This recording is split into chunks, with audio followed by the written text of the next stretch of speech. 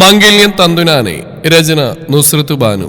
അവതരണം ഷാഹുൽ മലയിൽ. എഡിറ്റിംഗ് ഷെരീജ് പൂനൂർ. ഒരു ചിരിയോട് അടുത്തേ ചെന്നു. പപ്പാ, ഗ്രാൻഡ്മാ. മോനെ. അവന്റെ സ്വരം കാതിൽ പതിഞ്ഞും അത്രയും നേരം ഉണ്ടായിരുന്ന പകപ്പ് മാറി അവനെ തന്നിലേക്ക് ചേർത്ത് പിടിച്ചു രാജവർമ്മ. ശബ്ദം പോലും പുറത്തു വരാത്ത വിധം അയാളുടെ തൊണ്ട ഇടറുന്നുണ്ടായിരുന്നു. മോനെ. മുത്തശ്ശി ഇടറിയ ശബ്ദത്തോടെ വിളിച്ചു അവനെ. ഗ്രാൻഡ്മാ, എനിക്ക് വിശ്വസിക്കാൻ കഴിയുന്നില്ല മോനെ. ശരിക്കും ഞാൻ കാണുന്ന ഒരു സ്വപ്നമാണോ? എൻ്റെ ഗ്രാൻഡ്മ, ഇത് സ്വപ്നമൊന്നുമല്ല, ഒറിജിനൽ തന്നെയാ. ഞാനങ്ങ് തീർന്നു കേട്ടപ്പോഴേക്കും ഞാൻ പോയെന്ന് കരുതി എൻ്റെ ഗ്രാൻഡ്മ. അങ്ങനെ നിങ്ങളൊക്കെ വിട്ട് എനിക്ക് പോകാൻ കഴിയോ? വിതുമ്പിക്കൊണ്ട് അവൻ്റെ നെഞ്ചിലേക്ക് വീണു അരുന്ധതി. എൻ്റെ മുത്തശ്ശിയും മതി കരഞ്ഞത്. മുത്തശ്ശിയുടെ കൊച്ചുപോലെ തിരികെ കിട്ടിയില്ലേ? ഇനി മുറ്റത്തിങ്ങനെ നിർത്താത്തേക്ക് കൊണ്ടുപോകാൻ എൻ്റെ മുത്തശ്ശി. മിഴികൾ തുടച്ചു നീക്കിയൊരു നിറഞ്ഞ പുഞ്ചിരിയോടെ അരുന്ധതി അവൻ്റെ കൈകൾ പിടിച്ച് അകത്തേക്ക് കൊണ്ടുപോയി. എല്ലാവരും അകത്തേക്ക് കയറിയതും മുന്നോട്ട് നടക്കുന്ന നിധിയുടെ കൈകൾ പിടിച്ച് അശോക് പിടിച്ചു നിർത്തി. നിധി, താങ്ക്സ്. ഒരു പുഞ്ചിരിയോടെ പറയുന്നവൻ്റെ കവിളിയൊന്ന് തലോടി നിധി. എന്നോടല്ല അശോക് കടപ്പെടേണ്ടത്, നീലുവിനോടാ. ഒരാപത്തും കൂടെ കാത്തി രക്ഷിച്ചില്ലേ? എനിക്കറിയാം, അശോക് ഇതിനു മുമ്പേ അറിഞ്ഞിരുന്നു. എനിക്ക് വേണ്ടി കാത്തിരുന്നല്ലേ? Thank you Ashok. ഒരു പുഞ്ചിരിയോടെ പറയുന്നവൾ ഒരു കയ്യിൽ ആർവിയം പിടിച്ച് മറുകൈകൾ തന്നിലേക്ക് ചേർത്ത് പിടിച്ചു. ഒരു പുഞ്ചിരിയോടെ അവളുടെ കവിളിലേക്ക് മുഖമടുപ്പിച്ചതും ഒന്നുറക്കെ ശബ്ദമുണ്ടാക്കിക്കൊണ്ട് ആർവി അവന്റെ മുടിയിൽ പിടിച്ചു വലിച്ച് നിധിയുടെ തോളിലേക്ക് ചാടി. തന്റെ ചുംബനത്തെ തടസ്സപ്പെടുത്തിക്കൊണ്ട് അവളിലേക്ക് ചാടി കയറി തന്നെ നോക്കുന്ന ആർവിയെ ഒരു കുറുമ്പോടെ രൂക്ഷമായി ഒന്ന് നോക്കി അശോക്. അവനും തന്റെ കുഞ്ഞിക്കണ്ണുകൾ കൊണ്ട് അവനെ രൂക്ഷമായി നോയിക്കൊണ്ട് അവന്റെ മുഖത്തേക്ക് കുഞ്ഞിക്കൈകളാലൊന്ന് അടിച്ചുകൊണ്ട് നിധിയുടെ തോളിലേക്ക് ചാഞ്ഞു കിടന്നു. അശോകിനെ നോക്കി കളിയാക്കി ചിരിച്ചുകൊണ്ട് നിധി അവനെയും തോളിലിട്ട് അകത്തേക്ക് കയറി. മോനെ ആർവി, നിന്നെ ഇനി എങ്ങനെ ഒതുക്കണമെന്ന് എനിക്കറിയാം. നടന്നു പോകുന്നവരുടെ തോളിൽ കിടന്ന് തന്നെ നോക്കി നിൽക്കുന്നവനെ കാണാൻ സ്വയം പറഞ്ഞുകൊണ്ട് അവരുടെ പുറകെ അവനും അകത്തേക്ക് കയറി. സരസുമായി തുടങ്ങിയ ബന്ധം മുതൽ അവൻ ഈ നിമിഷം വന്നു നിൽക്കുന്നവരെയെല്ലാം നിധി അവർക്ക് മുമ്പിൽ തുറന്നു പറഞ്ഞു. തനിക്ക് മുമ്പിൽ നിൽക്കുന്നവരുടെ മുന്നിലേക്ക് ചെന്നു രാജവർമ്മ. മോളെ നിധി, മോളോടും മോളുടെ കൂട്ടുകാരിയോട് എത്രത്തോളം നന്ദി പറഞ്ഞാലും അതൊന്നും മതിയാവില്ല എന്ന് എനിക്കറിയാം. ഇന്നെൻ്റെ രണ്ട് മക്കളും ഇതുപോലെ ഞങ്ങൾക്ക് മുന്നിൽ നിൽക്കുന്നുണ്ടെങ്കിൽ അതിന് കാരണം നിങ്ങൾ രണ്ടുപേരും മാത്രമാണ്. പകരം എന്ത് തന്നാലും മതിയാവില്ല. അച്ഛാ, പകരം ആ മകനെ എനിക്ക് നൽകിയില്ലേ, അത് മാത്രം മതി അച്ഛാ. അതുപോലെ നീലുവിനെ ഈ വീട്ടിലേക്ക് കൂട്ടിക്കൊണ്ടുവരണം. തനിക്ക് മുമ്പിൽ നിന്ന് പറയുന്നവളെ തലോടിക്കൊണ്ട് സമ്മതമെന്നോണം ഒരു പുഞ്ചിരി നൽകിയയാൾ. മോളെ നിധി, നീ പറഞ്ഞ ശരിയാ, അവളെ ഇങ്ങോട്ട് കൊണ്ടുവരണം. അതിനി അധികം വൈകിക്കേണ്ട. മോനെ രാജ, വൈകാതെ അവരുടെ വീട്ടിൽ പോകണം. നമുക്ക് എല്ലാം പറഞ്ഞു ഉറപ്പിക്കണം. പറ്റിയ നാളെ തന്നെ അവരുടെ വീട്ടിൽ പോകാൻ നമുക്ക്.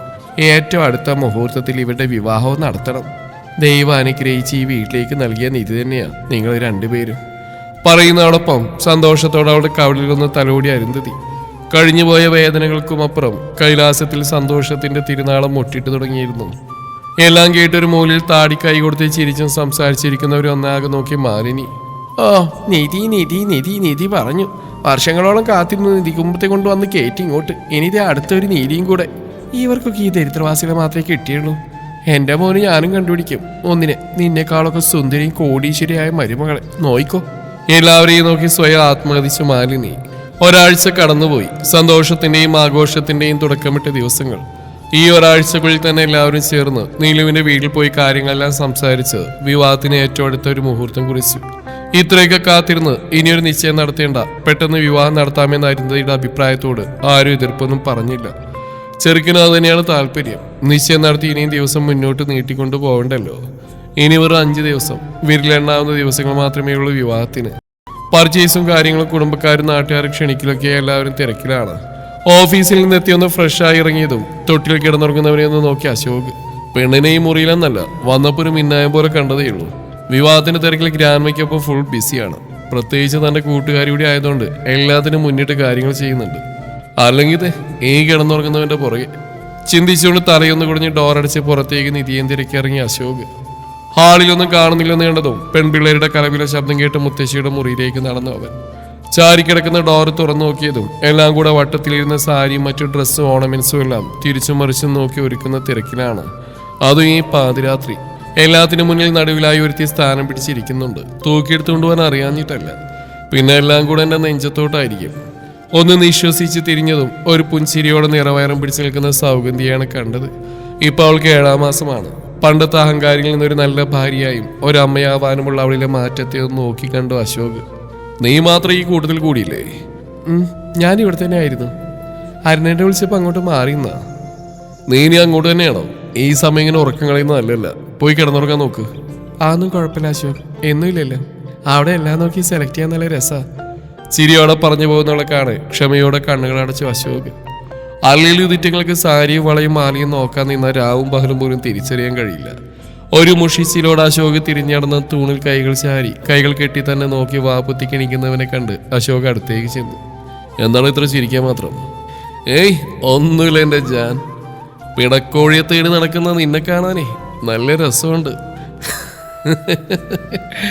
ഞാൻ ഓർക്കായിരുന്നു അന്ന് ബാംഗ്ലൂരിൽ വെച്ച് എന്തൊക്കെയാണ് നടന്നതെന്ന്. ഹോ, ഇപ്പോഴും അത് എഫക്റ്റിൽ തന്നെ മനസ്സിൽ കിടക്കുന്നുണ്ടടാ.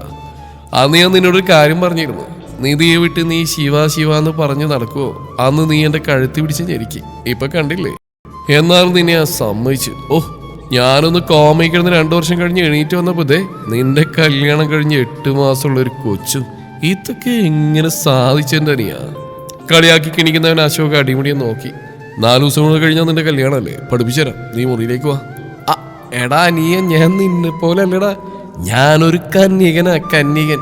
കല്യാണത്തിന് മുമ്പ് എന്റെ ചാരിത്രം നശിപ്പിക്കാൻ ഞാനില്ല നീയ. ഇഡിയറ്റ്. കോമയിൽ നിന്ന് എണീറ്റ് തലക്കുള്ളിൽ മാറ്റമില്ല. സ്റ്റുപ്പിഡ്. അവന് നോക്കി പല്ലിറമിക്കൊണ്ട് അശോക് നടന്നു നീങ്ങിയതും അവൻ പോകുന്ന നോക്കി അടക്കി പിടിച്ചിരിച്ചു സരസ്. ഇനി ഇവൻ എന്റെ കല്യാണം കൊളന്തോണ്ടു ഈശ്വര. ഭാര്യ ഒഴിഞ്ഞു കിട്ടാത്തതിൽ പിരികളങ്ങി നടക്കുക പാവം. ചെറിയ വ്യത്യാസത്തിൽ ഞാൻ ചേട്ടനാണെങ്കിലും അവന്റെ വാക്കും പ്രവൃത്തിയും ഞാൻ അനിയൻ, അവൻ ചേട്ടനാ. കണ്ടറിയാം. കൂടാതെ അവനെ പറിച്ചെടുത്തൊരു മുതലും കൂടെ ഉണ്ട് ഇപ്പോ. നടന്നു പോകുന്നതിനെ നോക്കി സ്വയം പറഞ്ഞുകൊണ്ട് മുത്തശ്ശിയുടെ മുറിയിലേക്ക് നീന്തി നോക്കി. ഇവള് മാറിയത് ഇപ്പോഴും നിർത്താനായില്ലേ? അവനെ പറഞ്ഞിട്ടും കാര്യമില്ല. എല്ലാവരെയും നോക്കിയിട്ട് അവൻ മുറിയിലേക്ക് നടന്നു. ഇന്നാണ് കല്യാണം. പ്രത്യേകം വലിയ പാർട്ടി ഹാളും കാര്യങ്ങളെല്ലാം ഒരുക്കിയിട്ടുണ്ട്. ഏറ്റവും അടുത്ത കുടുംബക്കാരും എല്ലാവരും തലയിൽ തന്നെ കൈലാസത്തിലെത്തിയിരുന്നു. അതിരാവിലെ തന്നെ ചടങ്ങ് നടക്കുന്ന ഹാളിലേക്ക് പോകാനുള്ള തിരക്കിലാണ് എല്ലാവരും. ആർവി ആദ്യം തന്നെ കുളിപ്പിച്ച് റെഡിയാക്കി പാല് കൊടുത്ത് ഉറക്കി ഫ്രഷ് ആവാൻ പോയി നിധി. അല്പനേരം കഴിഞ്ഞ് കുളി കഴിഞ്ഞ് ഇറങ്ങിയതും തന്നെ നോക്കി കള്ളച്ചിരിയോടെ നിൽക്കുന്ന അശോകിനെ കാണാൻ ഒരു പുഞ്ചിരിയോടെ അവൻ്റെ അടുത്തേക്ക് ചെന്നു.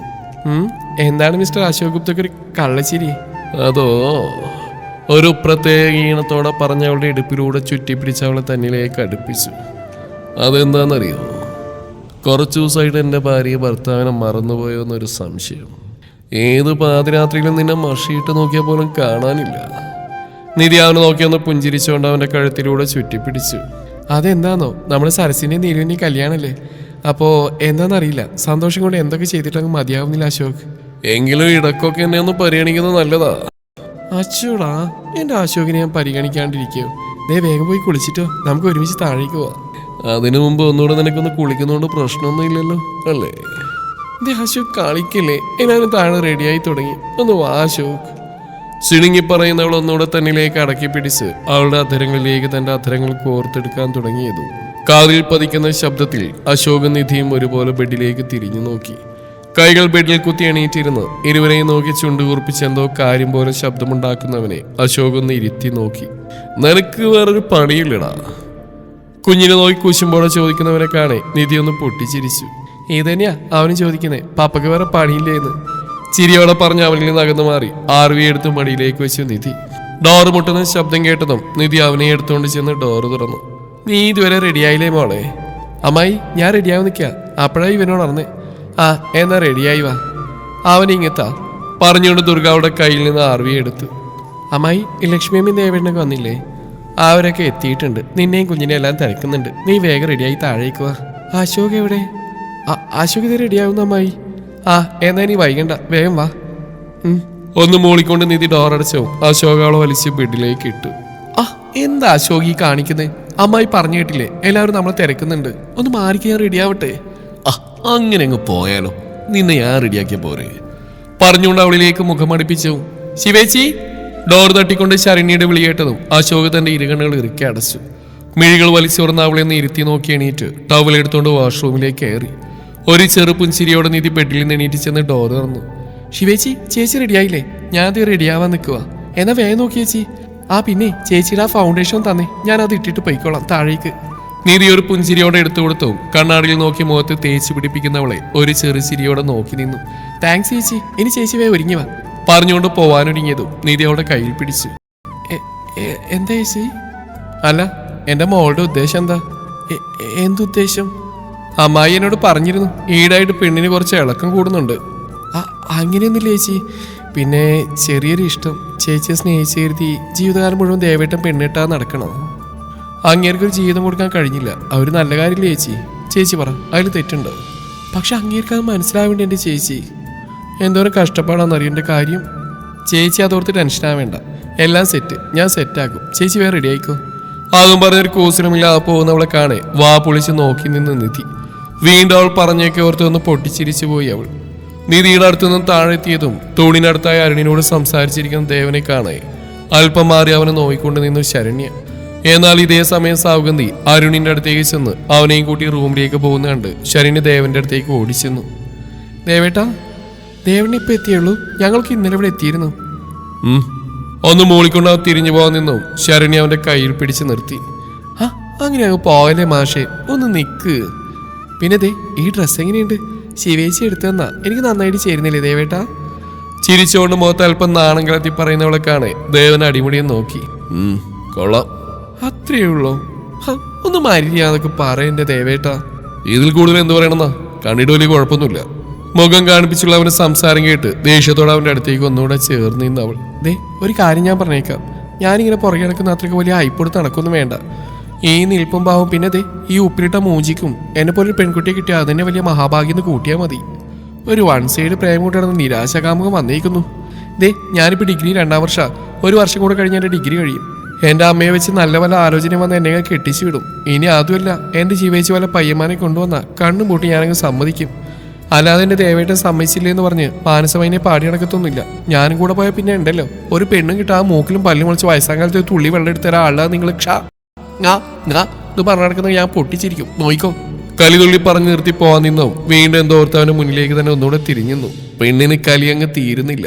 ദേ, രാവിലെ തൊട്ട് നിങ്ങളെ കാണിക്കാനാ ഞാൻ കെട്ടിയൊരുങ്ങി നിന്ന്. എന്നിട്ട് കൊള്ള വലിയ കുഴപ്പമില്ല പോലും. എന്റെ ശരണ്യമോളിൽ നല്ല സുന്ദരിയായിട്ടുള്ള ചോദിച്ചാൽ നിങ്ങളുടെ നാവ് ഇറങ്ങി പോകും മനുഷ്യ. നോയിക്കോ, ഒരു കാലത്തും പെണ്ണിട്ടാ നിങ്ങൾ മൂത്തരച്ച് നിന്ന് പോത്തേ ഉള്ളൂ. അപ്പൊ ഞാൻ എന്റെ 3-4 പിള്ളേരെയും കൊണ്ട് നിങ്ങളുടെ മുന്നിലൂടെ നടക്കും. ഒന്ന് ശ്വാസം ആഞ്ഞു വിട്ടാനും തുറച്ചു നോക്കി പിന്തിരിഞ്ഞടന്നു ശരണ്യ. ദേവം വാപൊളിച്ച് അവൾ പോകുന്ന ഇപ്പോഴും ഞെട്ടലോടെ നോക്കി നിന്നു. ഇത്രയും കാലം ദേവേട്ടാന്ന് വിളിച്ചിരിച്ചുകൊണ്ട് നല്ല അടക്കത്തിൽ വരുന്നവളാണ്. ഒരു കടുകുമണിയോളുള്ളൂ പെണ്ണ്. എന്നിട്ടാണ് പൊട്ടിത്തെറിച്ച് പോയത്. ദേവൻ ചുറ്റും നോക്കി. ഒരു വിളറിയ പിഞ്ചിരിയോടെ നിൽക്കുന്ന സത്യനെ കാണെ എല്ലാം കേട്ടിട്ടുണ്ടെന്ന് മനസ്സിലായി അവന്. മോനൊന്നും കാര്യാക്കണ്ട, ദുർഗയെ പോലെ തന്നെയാ ഒരു പാവ. അവന് തോളിലും തട്ടിക്കൊണ്ട് സത്യം തിരിഞ്ഞടന്നു. മുകളിലേക്ക് പാവാടയും പൊക്കിപ്പിടിച്ച് പോകുന്നവളെ ഒന്ന് നോക്കി ദേവൻ. ചവിട്ടിത്തുള്ളി പോകുന്നുണ്ട്. അത് ചെന്നെത്തുന്ന മിക്കവാറും ശിവക്കടുത്തായിരിക്കും. ചിന്തിക്കുന്നതോടൊപ്പം മുകളിലേക്ക് കയറുന്നവളെ നോക്കി അവന്റെ ചുള്ളിൽ ചെറിയൊരു പുഞ്ചിരി സ്ഥാനം പിടിച്ചിരുന്നു. അശോക് ഫ്രഷായി പുറത്തേക്ക് ഇറങ്ങിയത് കാണുന്നു. കണ്ണാടിക്കുമ്പിൽ സാരി ഉടുത്ത് അണിഞ്ഞൊരുങ്ങുന്നവളെയാണ്.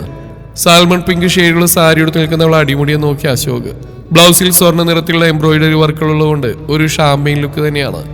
മേക്കപ്പിന്റെ ആവശ്യമൊന്നുമില്ല, എങ്കിലും അല്പടുത്ത് തേച്ച് മിനിക്കുന്നുണ്ട്. ഇങ്ങനെ ഒരുങ്ങി എന്റെ ഭാര്യനെ മണ്ഡപത്തിൽ കയറി ഇരിക്കേണ്ടി വരുമോ? അശോകിന്റെ ശബ്ദം കേൾക്കെ അവളൊരു ചെറുചിരിയോടെ തിരിഞ്ഞു നോക്കി. അങ്ങനെ അങ്ങ് കളിയാക്കിയാലോ മാഷെ? ഒന്നില്ലെങ്കിലും മിസ്റ്റർ അശോക് ഗുപ്തയുടെ ചേട്ടന്റെ കല്യാണത്തിന് മിസ്സിസ് അശോക് മോശമാകാൻ പാടുണ്ടോ? ഗ്രേറ്റ്, നീ പറഞ്ഞ് ശരിയാ. ആണല്ലോ, എന്നാ ഇനി മോൻ പോയിതേ വേഗം ഈ ഡ്രസ്സ് ചേഞ്ച് ചെയ്തു വാ. പറഞ്ഞുകൊണ്ട് അവന് വേണ്ടി എടുത്തു വെച്ച തന്റെ സാരിയുടെ സെയിം കളർ എന്ന ഷർട്ടും അതിലേക്കൊരു മുണ്ടും വെച്ച് നീട്ടി നീത്തി. ദേ, വേഗം റെഡിയായങ്ങ് വന്നേക്ക്, ഞാൻ താഴെ കാണും. നേരത്തെ ശരണ്യ ഒന്ന് വിളിച്ചിരുന്നു, ഒന്ന് പോയി നോക്കട്ടെ. ഓക്കെ. അശോക് ഒരു പുഞ്ചിരിയോടെ മൂളിയതും അവന്റെ കവിളിലൊന്ന് മുത്തിക്കൊണ്ട് അവൾ പുറത്തേക്ക് ഇറങ്ങി. 7 മണി ആവറായതും എല്ലാവരും മണ്ഡപമെല്ലാം ഒരുക്കി വെച്ച ഹാളിലേക്ക് പുറപ്പെടാൻ തുടങ്ങി. ചേച്ചി, ഞങ്ങളുടെ കൂടെ കയറുന്നില്ലേ? നിങ്ങളായി കയറിക്കോ, ഞാൻ അശോകിന്റെ കൂടെ വരാം. ശ്രീവിദ്യ ചോദിച്ചവും നിധി ഒരു പുഞ്ചിരിയിൽ പറയുന്നതാണ്. അവൾ നോക്കി കണ്ണിറുക്കിക്കൊണ്ട് അവൾ കാറിലേക്ക് കയറി. നിധി അകത്തേക്ക് നോക്കി. ഈ ദേവിടെ ഇപ്പോഴും റെഡിയായില്ലേ? ഒന്ന് ചെന്ന് നോക്കിയാലോ? ചിന്തിച്ചുകൊണ്ട് അകത്തേക്ക് തന്നെ പോവാനൊരുങ്ങിയതും പുറത്തേക്ക് ഇറങ്ങി വരുന്നവനെ കാണെ ഒന്ന് നോക്കി നിന്ന് പോയി അവൾ. മുണ്ടും ഷർട്ടും ഇട്ട് നല്ലൊരു അടാറ് ലുക്ക് തന്നെയുണ്ട്. ഹലോ മിസ്സിസ് അശോക്, എന്താ ഇങ്ങനെ നോക്കി ചോര ഊറ്റുന്നേ? വാ പോവാ. കാവലിൽ തട്ടിക്കൊണ്ട് അശോക് പറഞ്ഞു. അവളൊന്ന് തലവുടഞ്ഞ് മുന്നോട്ട് നോക്കി. തന്റെ തൊട്ട് മുമ്പിൽ നിൽക്കുന്നവൻ അടിമുടി ഒന്നുകൂടെ വീക്ഷിച്ചു. അല്ല, ഇത്രക്കങ്ങ് ഒരുങ്ങി കെട്ടി ഇനി മണ്ഡപത്തിൽ കയറ്റി ഇരുത്തേണ്ടി വരുമോ? കുറച്ചു മുമ്പ് താൻ പറഞ്ഞ പെണ്ണ് അതേപോലെ തിരിച്ചടിക്കുന്ന കേൾക്കി ഒന്ന് ചിരിച്ചു പോയി അവൻ. നീ കൂടെ ഉണ്ടെങ്കിൽ ഒന്നുകൂടെ കയറിയിരിക്കാം. എന്താ മതിയോ? മതി, വേഗം വാ. അവന് കൈ പിടിച്ച് നീ കാറിനടുത്തേക്ക് നടന്നു. സരസും മുത്തശ്ശിയെല്ലാം മുന്നിലെ വാഹനത്തിൽ തന്നെ കയറിപ്പോയിട്ടുണ്ട്. നിധി അശോകിന്റെ കൂടെ കാറിലേക്ക് കയറി. അവനോ? ആർവി അമ്മായിയുടെ കയ്യിലാ. അശോക് ഒന്ന് മൂളിക്കൊണ്ട് കാറ് മുന്നോട്ടെടുത്തു. 10നും 10:30 ശുഭമുഹൂർത്തത്തിലാണ് താലികെട്ട്. വൈകാതെ എല്ലാവരും ചടങ്ങ് നടക്കുന്ന ഹാളിലേക്ക് എത്തി. കൈലാസത്തിലുള്ളവരെത്തി അല്പനേരത്തിനകം തന്നെ നീലവും വീട്ടുകാരും എത്തിയിരുന്നു. ദീപ്തമായ ഗോൾഡൻ കാഞ്ചീപുരം സിൽക്ക് സാരിയായിരുന്നു നീലുവിന്. കനം കൂടിയ ചെറിയ ബോർഡർ മുഴുവൻ രാജകീയമായ വള്ളിപ്പണിയും മയിൽ മോട്ടിഫുകളും കൊണ്ട് ഡിസൈൻ ചെയ്തെടുത്തത്. മുന്നിൽ നിൽക്കുന്നവൾക്കാണ് നിറഞ്ഞ മനസ്സോടെ പുഞ്ചിരിച്ചു നിധി. നിധി ഒരു പുഞ്ചിരിയോടെ വിളിച്ചുകൊണ്ട് നിധിയൊന്ന് വാരിപ്പുടർന്നു നീലു. ഭാസ്കരച്ചനും നളിനിയമ്മയും എല്ലാവരുടെ മുഖത്തും തീർത്തും സന്തോഷമാണ്. നീലുവിന്റെ മിഴികൾ സരസിന് വേണ്ടി തിരഞ്ഞെങ്കിലും അവൻ അവിടെ എങ്ങും കാണുന്നുണ്ടായിരുന്നില്ല. ആ നീ ഇങ്ങനെ നോക്കി കണ്ണടക്കണ്ട, മുഹൂർത്ത സമയമാകുമ്പോഴേ മുന്നിൽ കൊണ്ട് തരാടി. നിധി ഒരു കള്ളച്ചിരിയോടെ പറഞ്ഞു. നീല അവളുടെ കയ്യിൽ ഇറുകെ പിടിച്ചുകൊണ്ടൊന്ന് പുഞ്ചിരിച്ചു. അതിഥികളെല്ലാം മണ്ഡപത്തിന് മുമ്പിൽ ഒരുക്കി വെച്ച സീറ്റിൽ ചെന്നിരിക്കാൻ തുടങ്ങി. തുടരും ഈ കഥയുടെ ബാക്കി ഭാഗം നാളെ ഇതേ സമയം.